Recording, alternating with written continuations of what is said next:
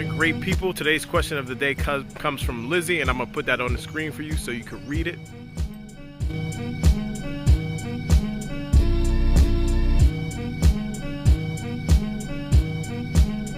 Great question, Lizzie. I think ultimately what happens as it relates to questioning things we see literally in the Bible and even challenging some people on their thoughts and their belief system is, as children, we're actually taught not to question things. I think, when we're children and we're first encountering the Bible, biblical text, and also spiritual teachings, we're curious. We question things. We use our imagination as it relates to God. And what happens is some church leaders actually kind of stomp that out of us, mainly because we've been taught to subscribe to the belief systems that are already placed out there.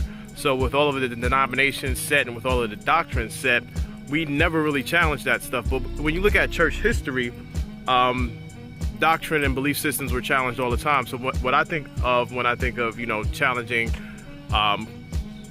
Christian beliefs or beliefs that are already pretty much set out there for us, I think about Martin Luther, who penned the 95 Theses to the Catholic Church. And what was going on then, now I'm not Catholic, so forgive me if I misquote, but what was going on then was that the Catholic Church was selling indulgences, which were, it was a benefit to get out of purgatory. So I guess the more money you spent, the less time you would actually spend in purgatory.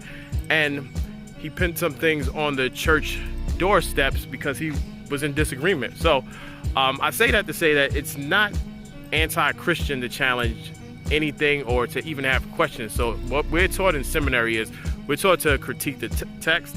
We're taught to critique, how God exists and shows up in society. And out of that stuff, we usually get teachings and we usually get sermons. So the challenge for you is going to be, you have to understand who you're actually having these conversations and debates with. For some people who are extremely conservative, they will read the Bible as literal. They'll take it at face value and they will try to fit that text in our current times and in our current situations. I understand that because I used to be conservative myself. For those individuals who are a little bit more liberal, what we tend to do is we'll question the text, and then we'll also, sorry, I had to take care of my dog. We'll question the text, and then we're not afraid to actually challenge, what's going on.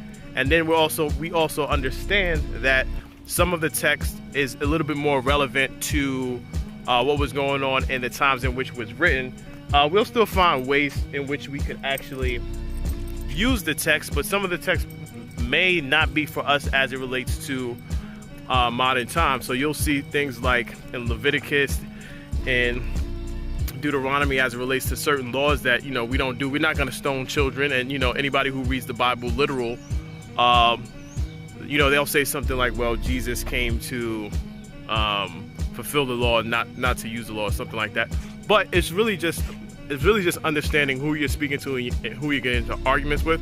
And finally, what I like to say is sometimes people are a little insecure or nervous about their faith. So when you begin to pose these questions, they'll fight it because they really don't want to be in the mindset of challenging anything that they've actually learned or anything that they've been taught. So I would say stay encouraged.